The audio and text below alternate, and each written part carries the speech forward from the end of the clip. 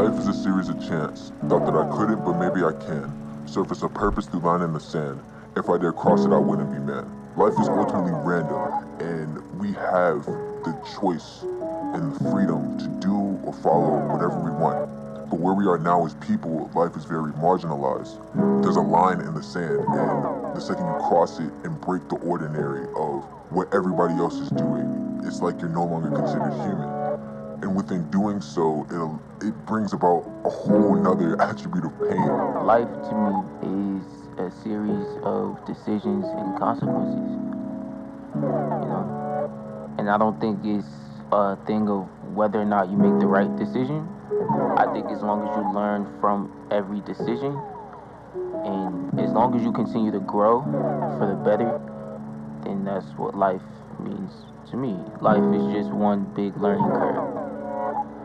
And it's just about all the information you can learn before you die, I guess. Darkness and pain is all around us, 24/7. But it really brings about the greatest attributes of people.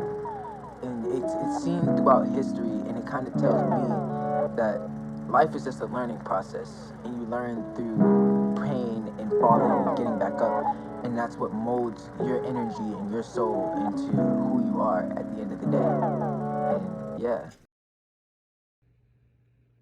So originally I had planned to do the continuation of what you just saw with all this cool rapper stuff, you feel me, and rapping at the camera, and it didn't really feel real to me, you feel me?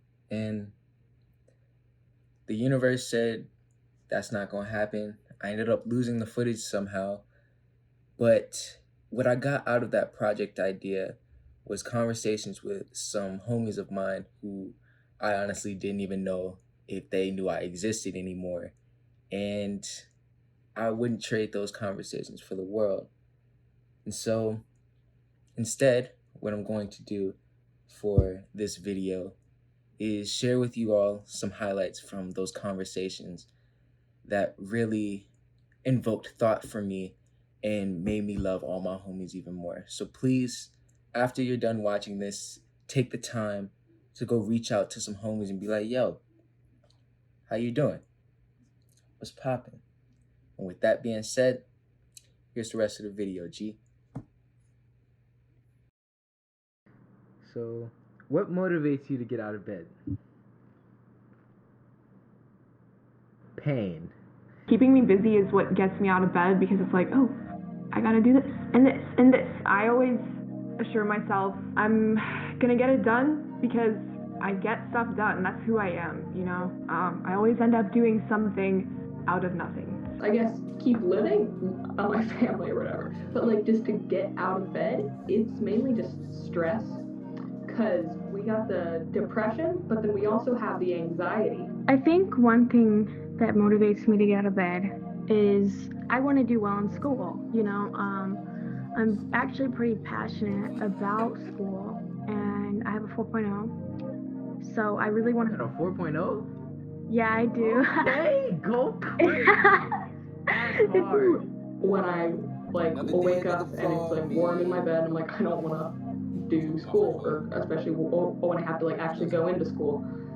So I'm just and then, so I would say stress and school. And so I guess school does help, but at the same time, it just adds to the stress, because if I didn't have the stress, I wouldn't do anything at all. So it's kind of it's a very intricate balancing act that has to be just right, or else it all gets so messed up.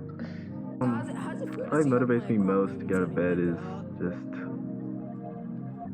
I don't know actually, because as long as I'm got enough money to live comfortably and take breaks whenever I need and just do whatever I want for most of my time, then I'm pretty okay with that. I just want to have fun. I think the way that I have the most fun is by hanging out with others and just doing music. I don't know, music is fun. It's really easy to have fun, really easy to meet good people. I love reading so much. Books and reading for me have always been a great escape, and especially when I was little, and I had no idea what was going in my head. And it was this really cool escape. And I remember Harry Potter being one of the first books that I was really just so absorbed into, because I was really little, and I remember reading the first Harry Potter book and being like, oh my god, I love that so much. I sometimes reassure myself by knowing, okay, I know where I'm gonna sleep, so I know where my day is gonna end, and that always calms me, just because the thing that scares me the most is not knowing how things turn out. And the way that I remind myself how everything's gonna be okay is, at the end of the day, I'm gonna have a bed to go to sleep in. And I'm very lucky not to have any financial insecurity to the point where I wouldn't have a bed to sleep in. The absence of emotion, we aren't supposed to have no emotions as people. We are supposed to feel sad and angry and happy. We are designed for all of that. And I think, when we try to shut all that out, it does hurt our heart and our soul. It does hurt the part of us that makes us human, when we just try to shove everything away. I think people who have depression and they know what the lowest lows feel like, I think they'll also eventually feel the highest of high. If you know what it's like to be just so down and not believing in anything and wanting to end your life, you'll know when you're happy, it'll be just such a blissful, beautiful, eventual happiness. I'm sorry to interrupt you, but it's a pet peeve of mine when people want to categorize people like us as something is wrong with you. You have not enough of this. I like to classify it as me and my homies is just built different. Alright? And to function in your system of what is okay for human life, you gotta give me some pills that'll keep me chained up here to do what you want me to do. Ohio, thank you for making it to the end of the video. That really means a lot to me, and I am so sorry for taking so long to upload again, but life is scary. But this time, today, for the outro, I went to my Instagram to get some questions, and if you don't follow my Instagram, the first question comes from Sasha, and she asks, what is your favorite Doom song? When I went back to you, I knew. If you don't know, understand, editing Devin play that. I used to cop a lot, but never cop no drop. Whole mics like ponytails tight. Thank you. She also asked, what is your favorite Tyler album? To be honest, I love them all equally, and it's hard to just choose one, but one that really made me a fan, so to speak, would have to be Wolf Off Top from 2013, when I was on my emo phase. She also asked a third question, thank you, because I feared who was going to respond to this. But do you agree with your zodiac sign? For y'all who don't know, my birthday is September 13th, which means I am a Virgo. The Virgo man is practical, observant, and helpful. Perfection, dependability, and honesty are some of the basic characteristics of men born under this zodiac sign. That sounds about right. That sounds about right. If those sound like some boyfriend quality traits, DMs is open. Yes, please. I am lonely. Another question comes from Angruisk. I'ma just call you by your government name, Asa the Thought Pillow. And his question is, why are hoodies better than sweatshirts?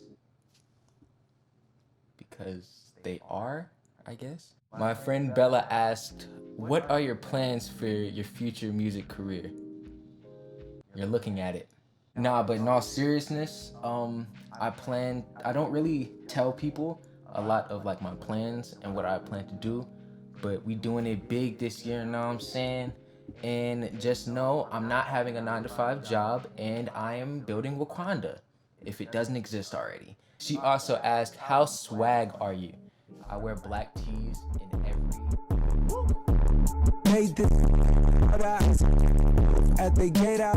The final question comes from my friend Yaya, and he asks, are you gay? Why, are you interested? And that's all for the questions. Thanks again. And by the way, The song used for this video should be in the description. If I don't mess up in the future, I'm so sorry. And yeah, thank you for watching. All your support really means a lot to me in helping fuel me not have a job and not disappoint my mother. And yeah, I always end the video saying yeah. I think that's it. I hope.